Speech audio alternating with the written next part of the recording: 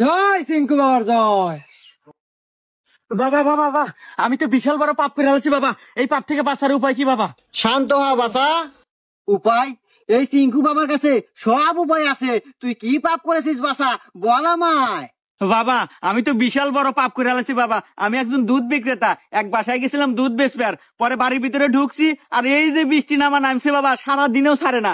তোর ওই বাসায় একটা আন্টি আসলো, আন্টির সাথে আমার মেলামেশা হয়ে গেছে। শোন বাসা, এই বয়সে এগুলো হয়েই থাকে। এগুলো আমাদের কত হয়েছে।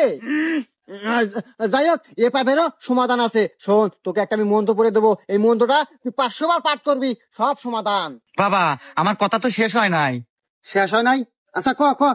তো বাবা আবার একদিন রাস্তাতে যাওয়ার পথে হঠাৎ বৃষ্টি, কোন জায়গায় আশ্রয়ের জায়গা না পায় বাবা ঢুকলাম ছাগলের ঘরে। তো সারাদিন বৃষ্টি ছাড়ে না বাবা, কি করবো? ছাগলের সাথে ওয়াকাম হয়ে গেছে বাবা। গুরু এ কয় কি?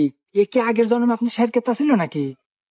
কি কস দেহি তো, মন্দির তো দেখা যায় পুরো আমার মতনই। যাই হোক, এরও সমাধান আছে। আরে বাবা রাহেন আপনার সমাধান, আমার সমস্যা আরো আছে, পুরো কথা শুনে না নাগে।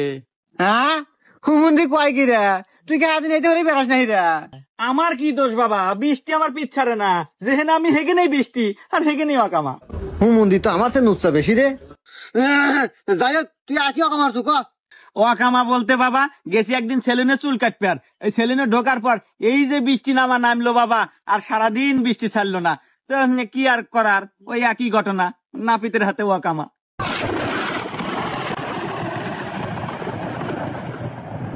গুরু আকাশে মেঘ ডাকা শুরু, মনে হইতেছে আর কেরামতি হবে শুরু। যদি বাসাই বেরসান পাসা, তাড়াতাড়ি ধ্যান দৌড় দিয়া কাসা। কি বাবা সমাধান নাই? রাত তো সমাধান নিজে বাসে পাবেন না। সিংকু বাবা